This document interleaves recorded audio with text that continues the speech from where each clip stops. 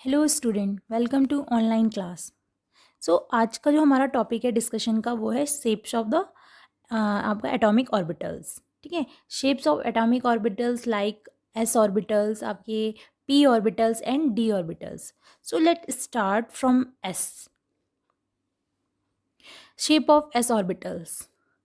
अब ये S, D, F, P क्या होते हैं ये हम ऑलरेडी प्रीवियस वीडियो में पढ़ चुके हैं। ये क्या होते हैं, एक तरीके के आपके ऑर्बिटल्स होते हैं, सबशेल्स होते हैं जो फर्दर डिवाइड होते हैं ऑर्बिटल्स में। ठीक है, तो इसलिए ऑर्बिटल्स भी बोलते हैं।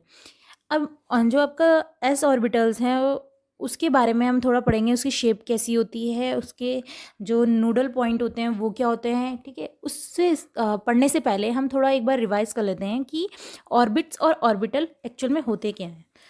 ऑर्बिट और ऑर्बिटल में एक मेजर डिफरेंस ये है कि ऑर्बिट आपका क्या होता है, it is a well defined circular path where the around the nucleus in which electron revolve, and the orbital is in three-dimensional space around the nucleus where the probability of finding electron is maximum. Okay, बस यही difference है कि electron orbit में, electron nucleus के orbit में electron revolve करते हैं, और जो आपका ऑर्बिटल है वो क्या है, थ्री डायमेंशनल स्पेस है अराउंड द न्यूक्लियस जहाँ पे इलेक्ट्रॉन की फाइंड करने की टेंडेंसी सबसे ज़्यादा होती है। और जो आपका ऑर्बिट होता है वो क्या रिप्रेजेंट करता है, planar motion of electron represent करता है। और जो ऑर्बिटल है वो क्या है, three dimensional motion. Three dimensional motion का मतलब है कि X axis, Y axis, Z axis. Okay, अब स्टार्ट कर लेते हैं S shape of S orbital का। S orbital is present in the S subshell, जो कि हमने बताया कि जो आपका शेल होता है, शेल के भी अंदर सबशेल, सबशेल के भी अंदर क्या होता है, orbitals.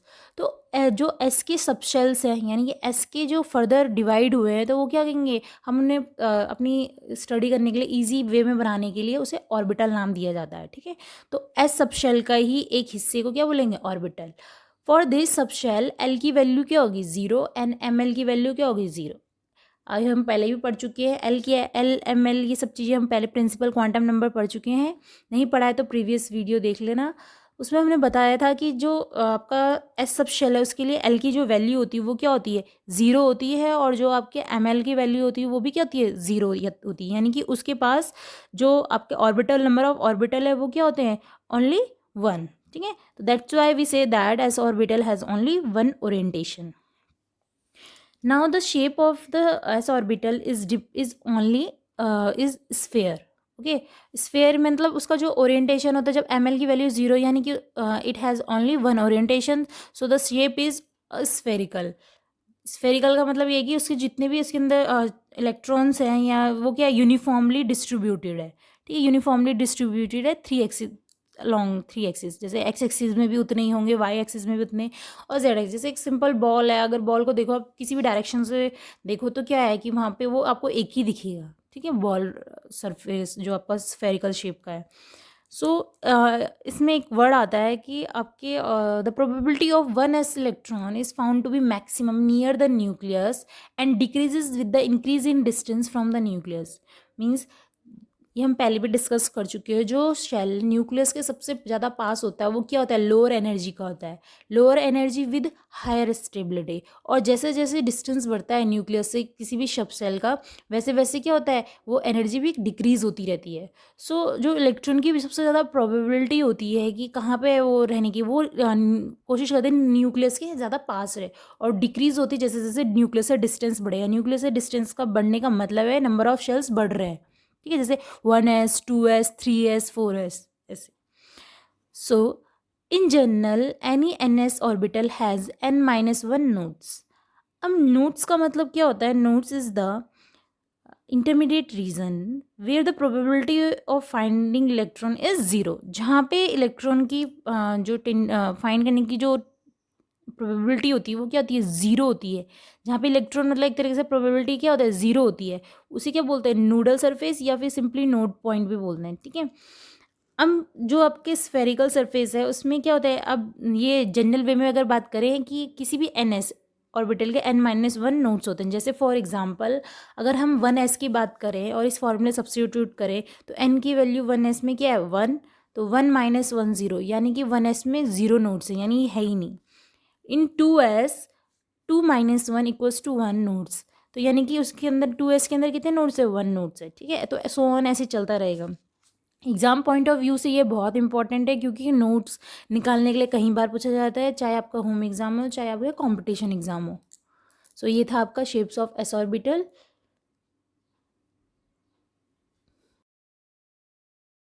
Next is shape of p orbital. So p orbital are present in the p subshell for which L equals to 1 and ML can have 3 possible orientations -1, 0, +1. सो आपको पता है जैसे एस ऑर्बिटल कहाँ प्रेजेंट होता है आपके एस सब shell में, सेम पी ऑर्बिटल कहाँ प्रेजेंट होगा, पी सब शेल में। शेल के भी अंदर सब शेल के अंदर क्या होता है, ऑर्बिटल्स। ये हमेशा याद रखना, ये सीक्वेंस याद रखना, ठीक है, सिंपल वे।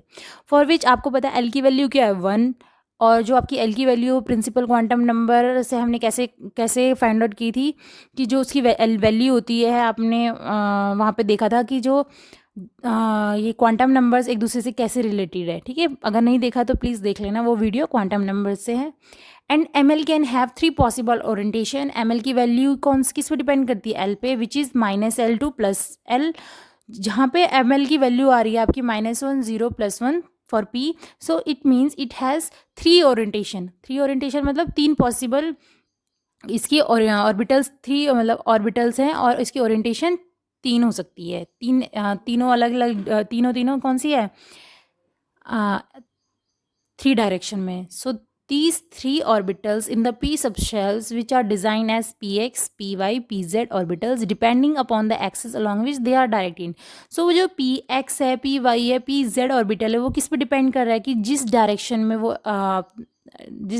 में वो ऑर्बिटल क्या है, जिस एक्सिस के अलॉन्ग क्या है, डायरेक्टेड है, तो उसी के अकॉर्डिंग उसका नाम है। अगर वो एक्स एक्सिस के अकॉर्डिंग है तो क्या है, पी एक्स है, वाई के है तो पी वाई, और जेड के है तो पी जेड, ठीक है।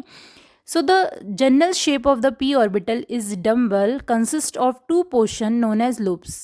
जनरली जो शेप होती है पी ऑर्बिटल की वो क्या होती है, डम्बल शेप होती है। डम्बल शेप मीन्स होती है कि डम्बल जैसे डम्बल होता है ना, वैसी उसी टाइप का होता है कि 2 लूप्स अगर हम देखें तो एक लूप्स बने हुए हैं। तो जो ये 2 लूप्स हैं, यहाँ पे क्या होता है, एक तरीके से हम बोलते हैं कि जो प्रोबेबिलिटी होती है फाइंडिंग इलेक्ट्रॉन की वो मैक्सिमम होती है, ठीक है। दोनों जगह, दोनों on the opposite side of the nucleus, ठीक है। अपोजिट साइड है न्यूक्लियस की दोनों, वहाँ पे क्या होती है, इलेक्ट्रॉन की जो प्रोबेबिलिटी होती है वो सबसे ज़्यादा मैक्सिमम होती है। सो पी एक्स ऑर्बिटल को अगर हम देखें 2px, सो यहाँ पे क्या है, आपकी जो पी ऑर्बिटल है वो एक्स एक्सिस के अलोंग है, क्योंकि वो जो लूप्स है वो एक्स एक्सिस के अलोंग है, इसलिए हमने इसे पी एक्स बोल दिया। अब वाई के अलोंग है इसलिए पी वाई, और जेड के अलोंग है पी जेड।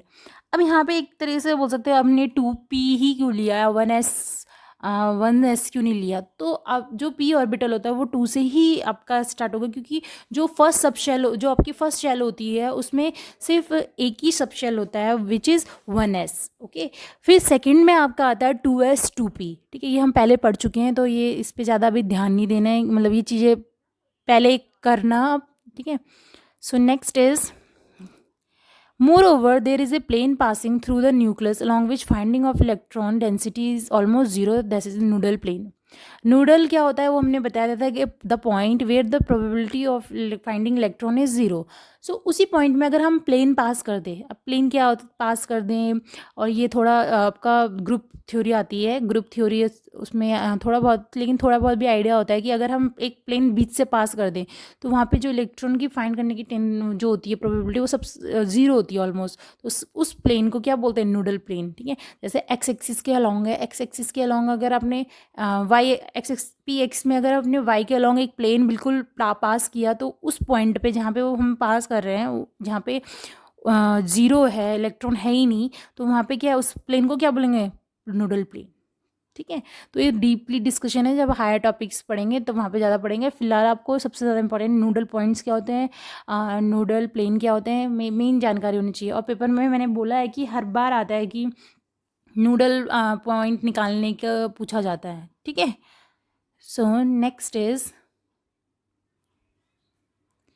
ये आपका एक जनरल डायग्राम है पी ऑर्बिटल का। अगर हम डंबल की शेप की बात करें तो आप देख सकते हो बीच में जो सेंटर में लिखा है कि there is very low probability of finding electron in the direction is इस पॉइंट में, इस डायरेक्शन में, इस पॉइंट पे क्या है, इलेक्ट्रॉन की जो टेंडेंसी है, मतलब प्रोबेबिलिटी है, वो क्या है, सब जीरो है इलेक्ट्रॉन की, ठीक है। तो इस पॉइंट को ही क्या बोलते हैं, नोडल पॉइंट। और अप एंड डाउन क्या है, लूप्स है, तो क्या कहते हैं यहाँ पे हायर प्रोबेबिलिटी होती है इलेक्ट्रॉन की, मतलब जिस डायरेक्शन में लूप्स है उस डायरेक्शन में तो इलेक्ट्रॉन फाइंड करने की जो प्रोबेबिलिटी वो मैक्सिमम है। लेकिन जिस डायरेक्शन में नहीं है, जैसे सेंटर के आप राइट एंड लेफ्ट देख सकते हो, वहाँ नहीं है कोई लूप बना हुआ, तो वहाँ क्या है, जीरो ही है, ठीक है। तो एक जनरल डायग्राम है आपका पी ऑर्बिटल का। Next is shape of D orbital. d orbitals are present in d subshells for which l equals to 2 and m की जो वैल्यू होती है वो होती है -2, -1, 0, +1, +2. This means that there are 5 orientations leading to 5 different orbitals. Means आपके जो D orbitals होते हैं उसकी वैल्यू क्या होती है, एल की वैल्यू 2, और जो एम एल की वैल्यू होती है -2 से +2, जो कि 5 वैल्यूज़ हैं ये, ठीक है। तो ये जो 5 वैल्यू है ये क्या हमें क्या बताते हैं कि 5 पॉसिबल ओरिएंटेशन है डी ऑर्बिटल की, जो कि क्या है, अगर आप डायग्राम में देखो तो क्या है, d x y, d y z, d z x, d x square minus y square और डी जेड स्क्वायर।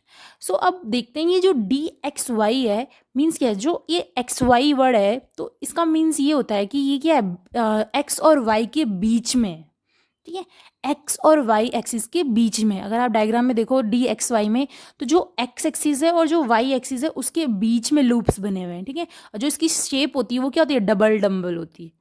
पी की डम्बल होती है, इसकी डबल डम्बल होती है, ठीक है। सो इसमें अगर आप डी वाई जेड देखो तो डी वाई जेड में भी क्या है आपकी की जो डी वाई जेड मतलब क्या है, loops along the between the axis, ठीक है, लूप्स बिटवीन द एक्सिस। तो एक्स और वाई और जेड के बीच में, वैसे एक्स और जेड के बीच में अगर डी जेड एक्स को देखो। Now next is d x square minus y square.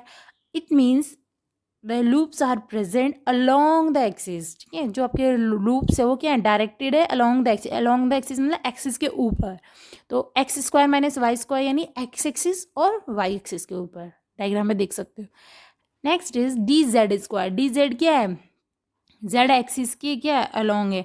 अब इसमें देखा गया है कि जो आपके डी ऑर्बिटल्स होते हैं कि वो depending upon the axis for which they are depending, their name is written as d x y, d y z, d z x, d x square minus y square and d z square.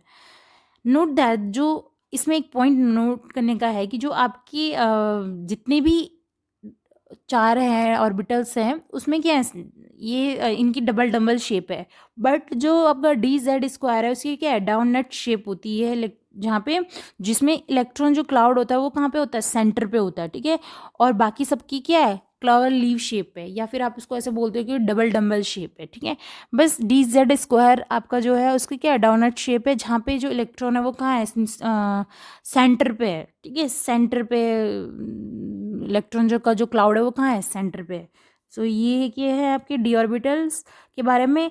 इसमें notes दिखाने का formula है, number of notes अगर किसी orbital में find out, D orbital में find out करने हैं तो इसका फॉर्मूला है n माइनस एल माइनस 1, ठीक है, n माइनस एल माइनस 1।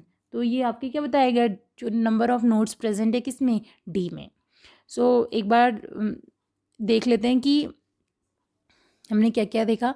हमने देखा कि जो शेप्स ऑफ एस ऑर्बिटल की है वो क्या है, स्फेरिकल शेप है, आप देख सकते हो वो डायरेक्टेड है तीनों एक्सिस में इक्वली, यूनिफॉर्मली डायरेक्टेड है। पी एक्सिस डबल डम्बल जो डायरेक्टेड है, जिस डायरेक्शन जिस एक्सिस में डायरेक्टेड है उसी एक्सिस में क्या है उसके नाम लिखेंगे।